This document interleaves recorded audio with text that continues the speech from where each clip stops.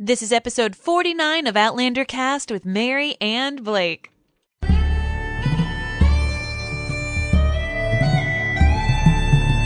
All the way from Providence, Rhode Island, welcome to Outlander Cast. It's a podcast dedicated to the show Outlander on Stars.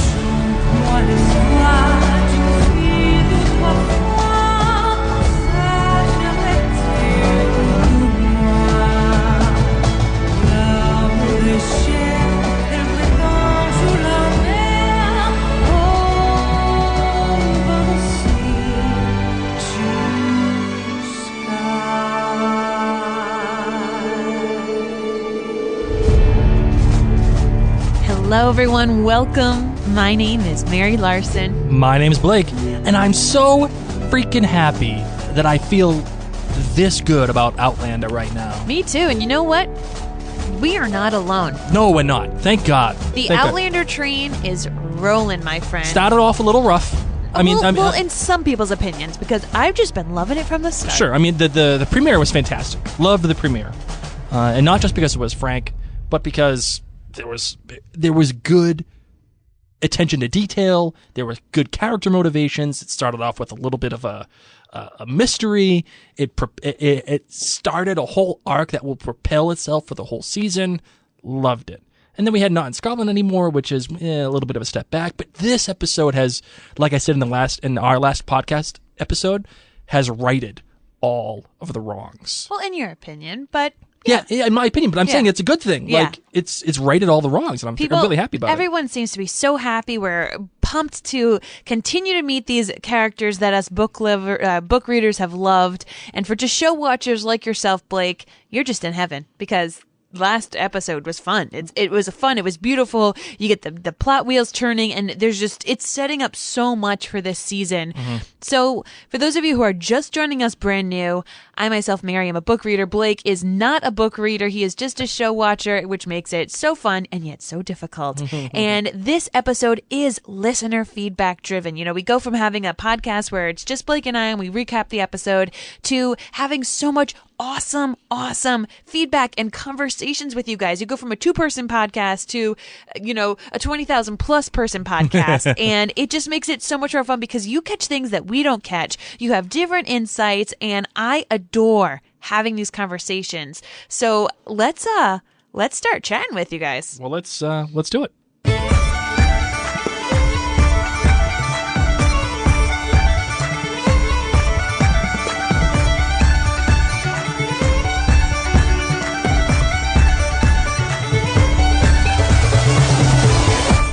All right, we have Mary Anderson on our website, outlandercast.com. She said, I think the heart of everything that is wrong between Jamie and Claire is the fact that they are not connecting in the bedroom.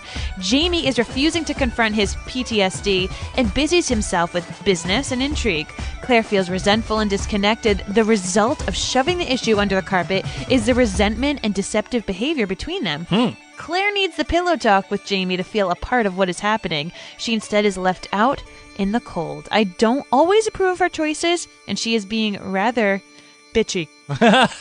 But her world is falling apart, and she feels powerless to control it, hence her need for a useful occupation. Jamie just stays unnaturally busy in order to keep from facing his dysfunction. For these two, it's all about the bedroom.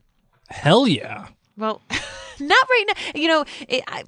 It's so tough because, yes, and for especially book readers, we know it's all about the bedroom for them. But especially the way that the show, in my opinion, has handled it, his assault just happened really still recently. And as we've been able to see, each time he's being sexual, he thinks of Blackjack Randall. So, and these are the only times that we've seen. We don't know how often else he's tried, and he just sees BJR. So I feel really bad. I agree. That is where they connect exceptionally well. And think about it. Claire has hormones going on. I don't know about you guys, but when I'm pregnant, I'm not really nice. I'm just not. I'm going to refrain from saying anything. I'm going to take the fifth. I think that's a good idea. In fear of incriminating myself. Instead, I'll have Cathy Van Wessip's comment. She said, I love this episode. Mother Hildegard Bouton Say it, Blake. Puto. And Fergus were just as I imagined them from the book.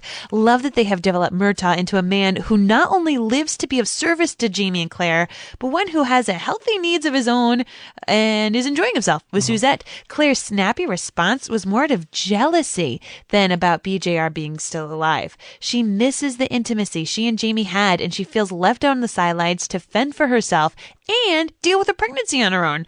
What is out of sync for me is this whole timeline and the pregnancy progress. Claire had to have conceived at Lallybroch. All that time searching for Jamie, then the rescue, short convalescence at the Abbey, meeting with Jared 3 weeks after the arrival, then the months that they should have gone by.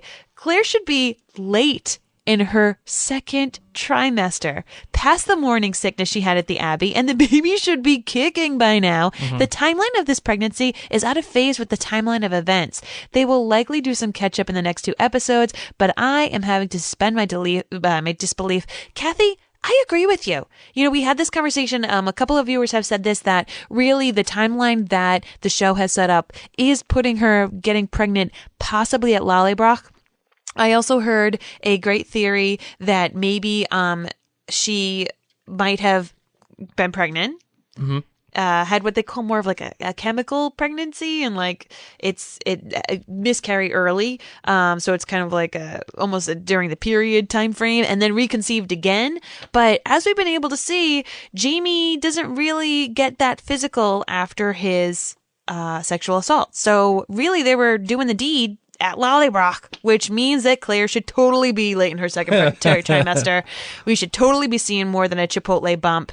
And people loved that, by the way. Oh, really? People freaked out about your Chipotle little baby bump, your burrito bump. Oh, God, I love burritos so much, so incredibly much. What do we have on Facebook? Well, actually, I have an email here that I want, a few emails that I wanted to read. Okay.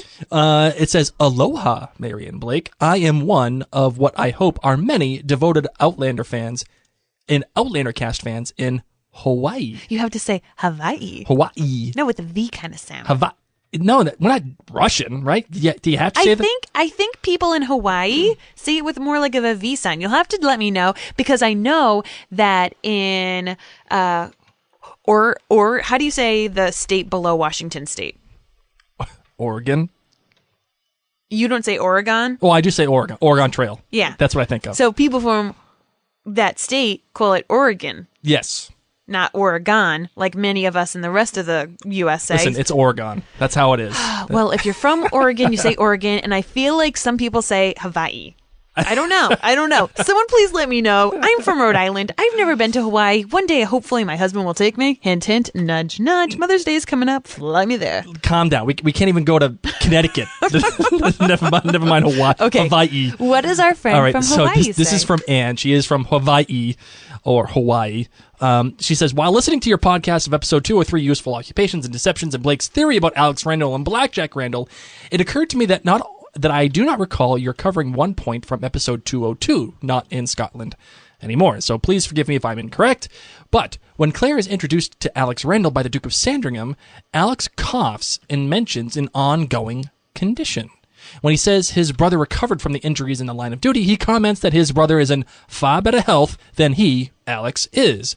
Is this a reason why Blake thinks something untoward is going to happen to Alex?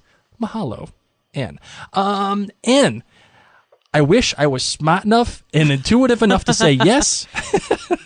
like all my outlandish theories, they are all half-baked. And I would say that, no, I did not account for that. But I really do think something bad's going to happen to Alex. And I wish you know what? I'm going to take your idea and your knowledge and your research, and just apply it. I'm officially going to commandeer it and say that it is my own, and say yes. Yes. Sure. That is that. Okay. My love, what do we have on the Facebook? Well, first and foremost, those of you who haven't yet been to our Facebook page, if you head on over to facebook.com/OutlanderCast, you can always leave us comments there, but we also have a group. It's called the Outlander Cast Clan Gathering Facebook group. So we have some comments from both of those places, but be sure to find us on Facebook. And I got to tell you, it rocks. The clan gathering. The clan gathering is so incredibly fun because you get to really have some pretty in-depth conversations, and it is not spoiler-free because as long as you put a little disclosure, you can talk. Anyway, well, that's a good thing.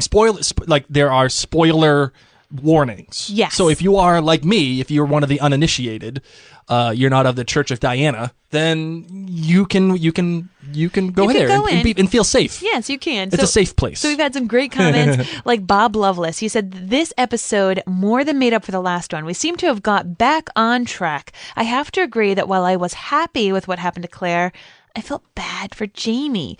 If that were me in his situation, I think I would have lost it. I can understand why Claire did not tell Jamie about BJR at that moment of pure joy, of breaking the code. It would have been so sad to see his moment of happiness crushed. But she must tell him, and soon. Yeah, I think I would agree. It's probably prudent to not say anything. Let that moment be, and then move on. Ellie Moon says, you have beautiful breasts, madame. Madame, vous avez très bien baissé. Wow. No, I didn't just have a stroke. That was my attempt at French, and that was really bad. Hashtag we Fergus. I adore that child from both the book and now the show. Hashtag perfect casting. I would agree. Perfect casting. That kid's 14 years old. Peggy told me that. Once again, what moisturizer does he use? Because 14. I need to look a lot younger. Kid looked like he was 7. Chris Valley really liked this line from this episode. Master Raymond saying this to Claire. Sometimes mutual interests force us to associate with people we do not like or trust. And Chris said, Kim Brothers Downing gave this episode 4.7 kilts. Thank God for Anne Kenny, she wrote. You can tell she gets Jamie and Claire, and it showed. They are still adrift, unfortunately, but you see a glimmer of hope here and there, and that's they'll find their way back to each other. Not to mention that we finally have a baby bump, and we finally got Jamie, who is smart and wise and not just a lackey following Claire's orders. Right. Murtaugh continues to shine, Kim writes. I like how he is there for both Jamie and Claire. Maybe all the time on the search did help Claire and Murtaugh bond. After all, I think... Sorry, she wrote wink emoticon, but that must have just been how it how it copied and pasted. It probably was a little wink, but now it actually has the word. So I almost said wink and I made a fool of myself. Anyway, Kim also said, I liked that Claire confided in Murtaugh about Blackjack Randall. A change from the book, but it worked. Loved we Fergus Bouton. And Mother Hildegard. I can't even think of bad for the GBG. Well, don't you worry, Kim. Don't you worry. I liked all of those goods. Twitter, once again, if you want to reach out to us on Twitter, our handle there is OutlanderCast. Let's keep these conversations going. Sarah Roche wrote, I think Claire made the right call in not telling Jamie about BJR. He deserves that short-lived moment of happiness. Wendy Bevan said, by the way, costume designer, as we all know is Terry Dresbach, says that Kat wore the baby bump under her gowns, but the gowns hide a lot. So, and we've talked about this. Some girls are just blessed where their baby like hides in their hip. I don't know. Damn them. Ayanna Smith tweeted, I'm so feeling you on Suzette. I would fire her ass. Keep Claire's business to yourself. Right? Hell Thank you. Yeah. Rachel, so rgraph12 tweeted, talk of time travel and changing the past. BJR's death date. Has Claire always gone back? Seriously? This talk makes my head hurt. That is the unfortunate result of a time travel show.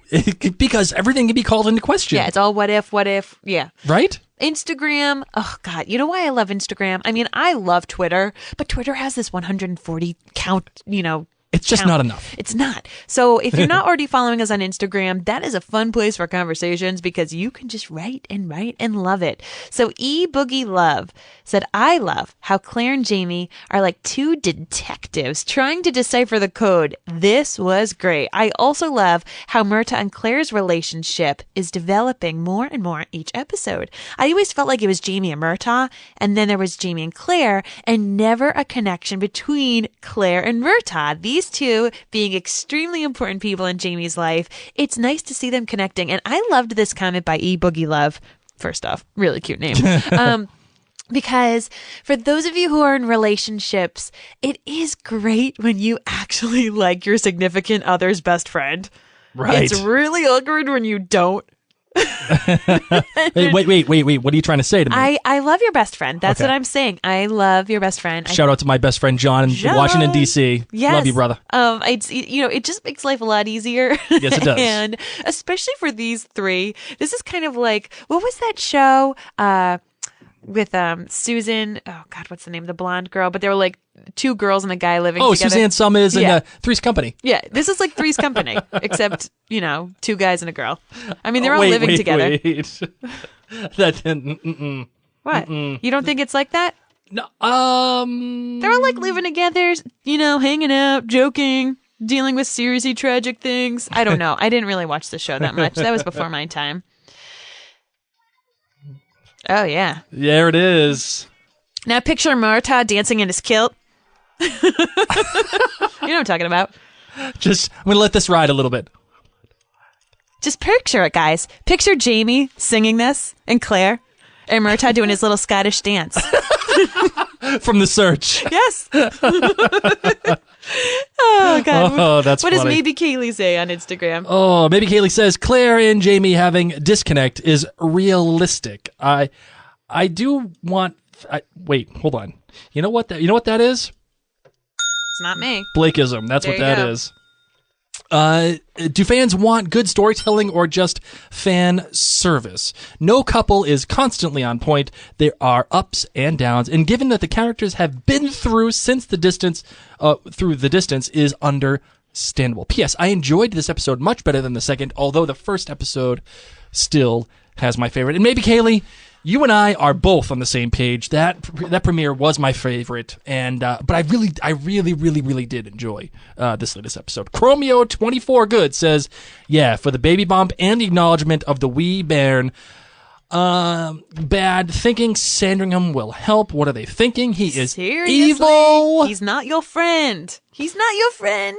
No, he's not. He's not a good guy. But Simon Callow is a great actor. I really like him. Oh my God, he's amazing. And how about the great? And the great is the pain of Claire and Jamie's emotional disconnect and separation. It's just a tornado of badness. They had this one moment of really happy triumph when they both realized, Sandringham, and Kendra said this in the last episode, which was in her editor's thought of the week. She said, it could have come off a little trite. It could have come off a little cheesy, and it was a little bit, but I was actually kind of happy with that moment when they both had that aha moment, when they both had that realization that, oh my God, they actually have a good, solid idea and they know what they're doing. I appreciated I appreciated that moment pretty well. My love. It is time. It is time for the tweet of the week.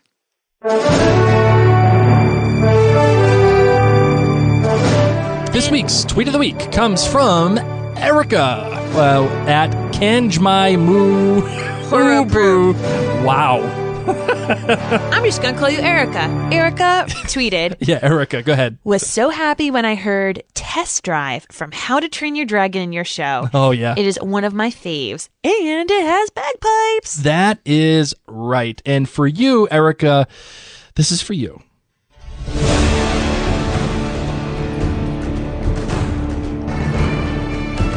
That's right. We actually really love this song, and the reason why we put this in there, and yes, it is from How to Train Your Dragon. Our son Godzilla, he really loves How to Train Your Dragon. I think both of our kids just like bagpipes because Felicity likes the Outlander soundtrack, and our son Reese likes this soundtrack. Here it is. I'm gonna let it ride. We want to let Erica know, and all of the rest of you, that the Tweet of the Week winner actually gets a gift card to the Tag Your It Etsy shop. A $20 gift card. Yeah, which is awesome. It's one of our favorite Etsy shops. There's Outlander cast special exclusive stuff in that shop, but just some really, really cool things. So always remember to send your tweets of the week. Just make sure that you tweet it at OutlanderCast, and you can maybe win next week. And Erica, I'm really happy that you noticed that. I'm really happy that you actually know that song, and that is why you got the tweet of the week, as a matter of fact, because you brought the good knowledge, girlfriend. And the fact that you actually knew that track by name is really effing cool. So I was really proud of that. My love, you ready to get into the voicemails? Yes, I am. All right, let's do it. Hey, Marion Blake, this is Bree. I wanted to comment on the scene where the vase breaks because it was actually one of my favorite moments in the episode. As we know, vases are very important to Claire. She longs for one in the very first episode. As she looks for it as she's looking at it in the window. And in many ways, it represents a home to her. And in many ways, it can be argued that it reflects her relationship with Frank and how at that point she doesn't feel that sense of home and belonging with him. And then we see her receive a vase in the Lollybrock episode, and I thought that was beautiful because she had just chosen to stay with Jamie, and we are seeing them at their best as they are both sort of settling into running this home together as Lord and Lady. And the love and the connection between them in that scene is palpable. So for me, the vase breaking in this episode wasn't so much about how did it break and who broke it, although I am curious. But the significance was the fact that it was such a physical representation of where Jamie and Claire are at in their relationship, and I thought it was so powerful. And even after Fergus leaves the room, this scene continues with Jamie and Claire having a conversation where they are in two different rooms and they're physically separated by this wall talking to each other. And you can feel the tension and emotional separation between them.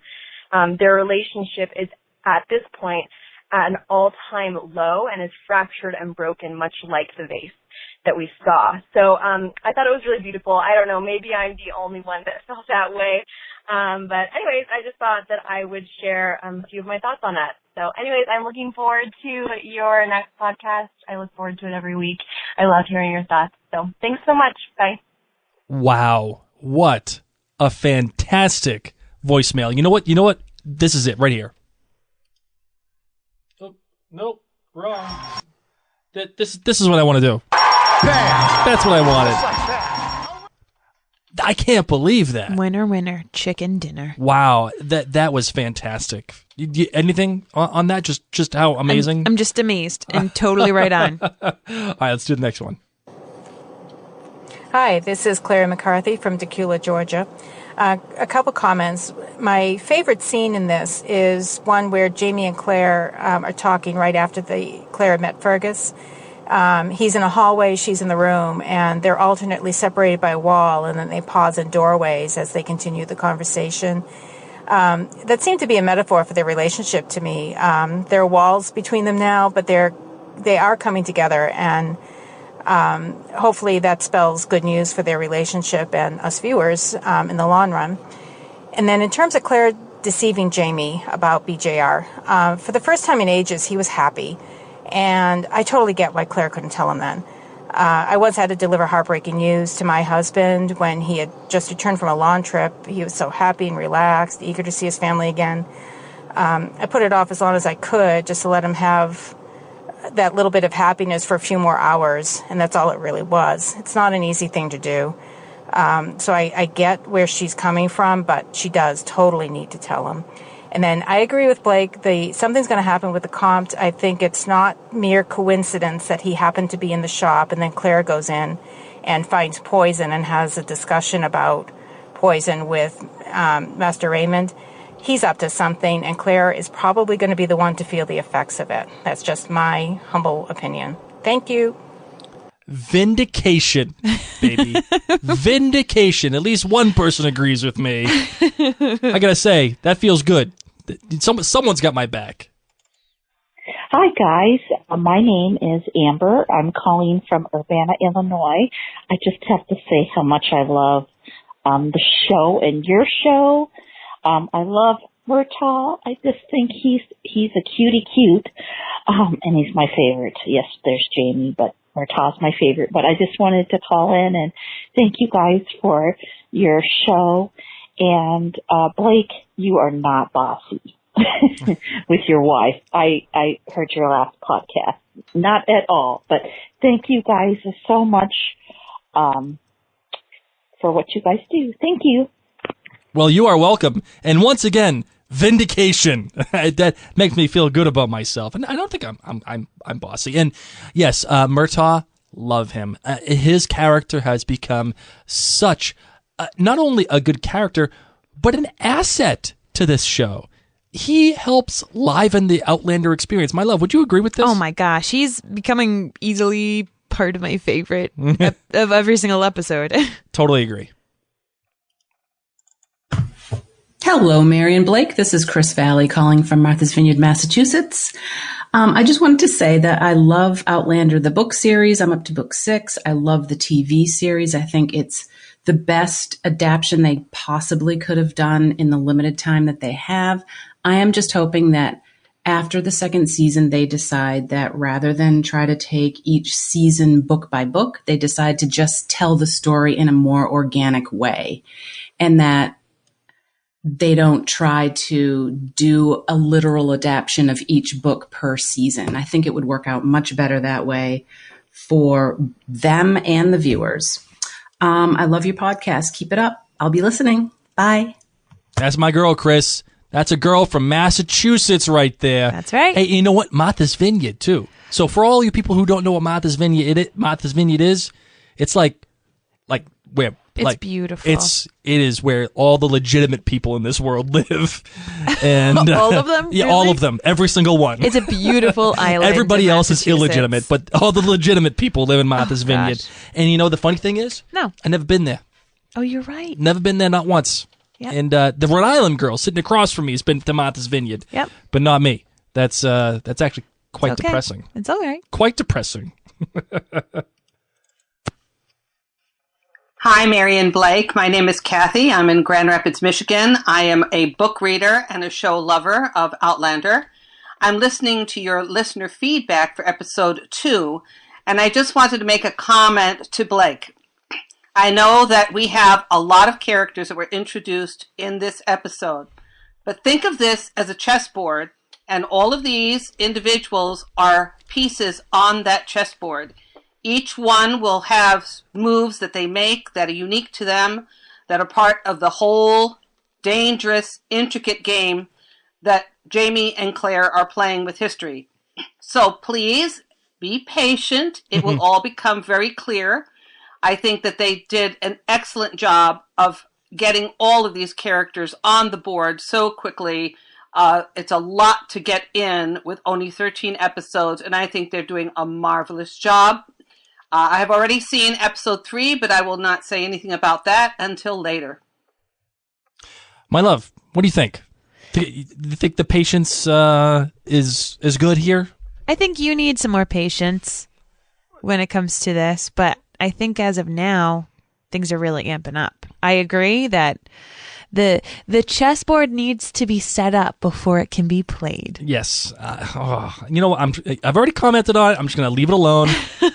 Everybody's heard me rant and rave about this one. Okay, Marion Blake, it's Teddy, and I'm actually not driving. All right. All right, you guys got to cut Claire some slack. She's in a foul mood. There's no Yankee my wanky going on in her house with her and Jamie. She's pregnant. All right. Whoa. All right. I'm Teddy.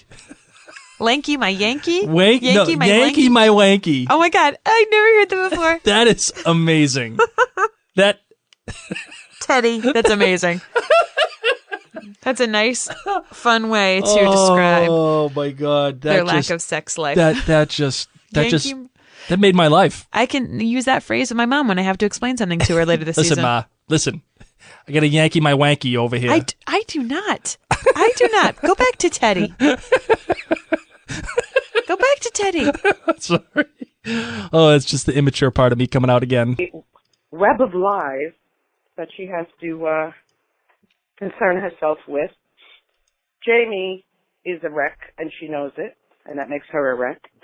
And she probably treats her servants nicer than the aristocracy treats their servants. True. Hell, Louise slapped her waxer every time he pulled the strip off. That's And remember in the first episode when the second, when every move that she made was anticipated by the servants and it irritated her to death? She's irritable. Leave her alone. Bye. As I said in this podcast, I was no cupcake when I was pregnant. Okay? You're she right. Ain't no cupcake. We need to give Claire a little bit of breathing room. She's got a lot of stuff on her plate, and she's pregnant. I still can't get over no the Yankee my wanky. Yeah. I just feel bad. She doesn't even say thank you. Oh, my God. What, she's going to say thank you after Yankee my wanky? No, thank you to Suzette. To Suzette. Oh, she did some Yankee my wanky. Okay, I'm done with that. Hi, this is Cathy from Grand Rapids again. And I was the one who made the analogy to the characters being pieces on a chessboard. Ah, yes. And the games have begun. Mm-hmm. Jamie played the piece of the Minister of Finance in order to discourage Charles that there would be no money coming from King Louis. And Charles countered with new information that he did have a lot of funding from some British aristocrats, and countered with this alliance that would be possible if King Louis committed to him now. So we have a play and counterplay there. So the next move, of course, is what does Jamie do? He now is engaging a couple of pawns. He has Fergus to do the pickpocketing and to increase his intelligence. He has Mother Hildegard to help with the decoding of the message. And he has his team of Murtagh and Claire to decode that message and finally find out that it is the Duke of Sandringham who is behind the financing from the aristocrats in England. Mm-hmm. So the game begins, and the next episode, a lot of players are going to be around that dinner table, and it should be an interesting game of chess. That reminds me of Sherlock. The game is afoot, Watson. The game is afoot. Love that. And thank you for calling back in and making some more clarification on that. Hi, Marion Blake. This is Betty from Long Island, and I'm calling tonight to clarify something that was mentioned by Mary about the episode Useful Occupations and Deceptions. All right, Mary indicated how she was a little upset with Claire for not acknowledging the servants, not saying thank you or anything. Just a little bit of historical reference, especially when it comes to the aristocracy and servants. It was considered déclassé and very vulgar to acknowledge your servants unless giving them direct orders. You would treat them as if they were furniture, and they did their best to be completely unobtrusive, speaking only when spoken to, and trying to not be seen by the masters and mistresses of the home. That is why it's kind of scandalous that Claire goes to get the contraception for Suzanne. And Mary knows that there was some things mentioned about Claire fraternizing with the servants in the book Dragonfly and Amber. Also, a little side note, I don't know if you're aware of this, Mary, but there's actually an Outlander musical concept album that was put out probably about 10 years ago now. It was available on both Amazon, and you can actually download it off of iTunes. It's pretty interesting. You may enjoy it. So keep up the good work, and I hope to hear from you guys again soon. Bye. Thank you for calling in, my love. I will give you the floor to retort to what we were just what was just talked about. What I'd like to hope is that Claire is doing this, just as you said, because it's part of the times and she needs to be doing it. The part that I struggle with is that Claire is from the future. Right. And that I feel like Claire was such a wonderfully worldly woman who literally was in the trenches with people from all different types and walks of life, and came from a time when, women were seen as equals. And I think one thing that I have to remember is how much time has passed since she first arrived in France. Yeah, but it's not that much time. But if it is part of the persona that she has to portray, I mean, they're all acting in Paris, so I can appreciate. What was hard for me was that Jamie was nicer. And so we were able to see Jamie say thank you, and I just wish that Claire did. But as we talked about earlier, she can be cranky right now, and that's okay. And as for the musical album on Amazon, I'm going to need a link to that, because that sounds amazing. The one thing I would say about all this is, listen, if this was the Dowager Countess on Downton Abbey, then I think you got a point. Actually, an extremely valid point, and a historical point that is, to my knowledge, okay, 100% true. I'm willing to go along with that. But Mary has a counterpoint here, which I think is valid. Claire is from the future, and she is not used to the cultural dynamic that I think that exists in France. And since, given her cultural ignorance, let's call it that, I think given her cultural ignorance and discomfort in the time, especially in France, I think it's reasonable for her to acknowledge them a little bit longer, even though she has been in France for, 3-4 months-ish? Ignorance, I feel like, has such a bad connotation. No, but ignorance it's not necessarily. I don't know. You know what? Okay, before I get myself in trouble, we're gonna move on to the last voicemail. Just so you guys know, it is entirely possible to miss an infection like that. Looking at the whole situation, the guy apparently was in some sort of accident. He had broken his leg, around the tibia or below the knee somewhere, and there were some other injuries and wounds observed. But the most major injury was probably that leg, the broken leg. So they were focusing on that, saw a few cuts and bruises and kind of, treated those briefly, but probably focused on that leg. And initially, a little piece of wood or metal, whatever that was, wouldn't have caused such an infection in the beginning. It probably took days to fester and build up that pocket of pus. So it is entirely possible to miss that and not get that until a few days later. And so, medically speaking, like I said, I'm a veterinarian, not a physician, but it's a similar sort of way that infections and abscesses can present. And I actually really loved that scene. I know it's not everybody's cup of tea, but it was really quite cool. And it was basically ripped straight from the book. That was excellent to see that play out. So I just thought I'd add that for you guys as an FYI. Thanks. Bye. Well, thank you very much. I think we must have missed part of the message that the mystery veterinarian, the mystery vet, has sent to us. I don't know where it went, and I apologize for not having the first message, but it is what it is. So I had my tibia broken, and ouch. And was that when you got hit by the car? Yeah. Okay. Mary was hit by a car when she was a kid. I was. I looked both ways, but there was a tree in my view. And gosh, that whole scene, maybe I just blocked it out so much because it scared me and reminded me of when I was a kid. That's really interesting to know that they can miss that. Now I'm freaking out, and my phobia of splinters is going to grow even more. Oh boy. God. Okay, you need to talk about something else because I want to vomit thinking about that. See, I hate when you do this to me. You always put me on on blast here. I'm literally covering my mouth because I'm so grossed out thinking about that scene. I literally don't even know what to say here. Okay, the Red Sox playing the Braves today. How's that sound? Just say thank you for your insight. Thank you for your insight, my dear mystery veterinarian that we didn't have the first part of the message from. And thank you everybody for calling. That was amazing. Alrighty, you ready to close out the show? Yes, my love. Let's get it done.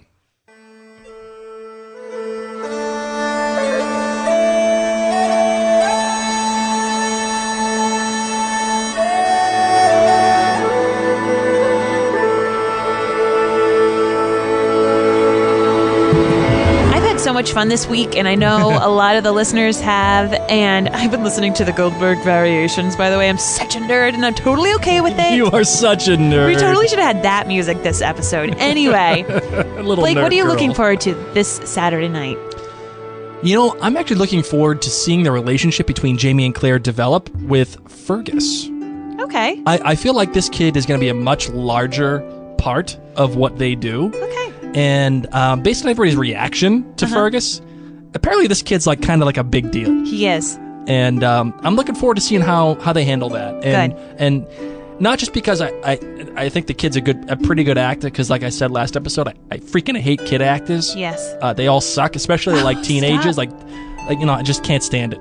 But you're a fan of Fergus. But I'm a fan of Fergus. I'm glad to hear it. The kid's 14. He's using great moisturizer. Yes. And I bet you, he hasn't done one bad thing in his life. Yep. And he's a French kid, too, so that don't suck either. I am so excited about this episode. I just love conflict. And there was going to be a fight. Is there really? You saw it in the What's Coming Up Next Time. No, I didn't watch it. You didn't? No, I didn't watch it. Psh, whatever. It's going to be like the Real Housewives of New Jersey, flipping whatever. tables. Yeah.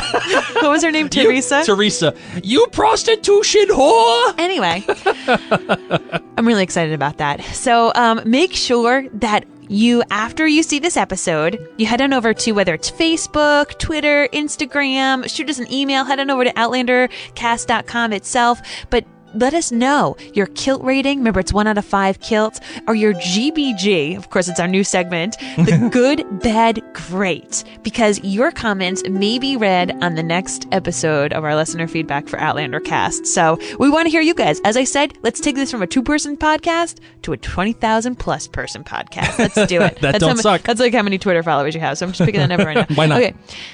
I'm excited. Me too. My babysitter needs to go, so we're cutting it down to the final literally minute. I have 2 minutes left. So until next time, ladies and gents, I'm Mary Larson. My name's Blake. And you've been listening to Outlander Cast.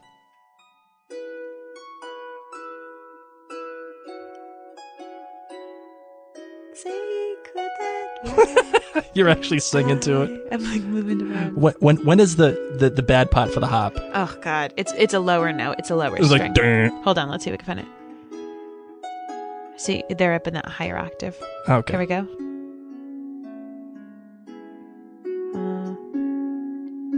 No, not there. No, but This is great podcast, by the way. Anyway, Thanks, guys. I have to go. It's Yeah, babysitter. Okay, babysitter time.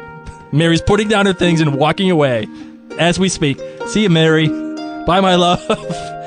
You know what? I finally have the mic to myself. This is fantastic. I could just keep talking, but I won't, because I love you and you're probably bored already. What a way to close out this show. We are totally professionals. Thank you, everybody, for listening. Cannot wait to speak with you next episode. All right, bye.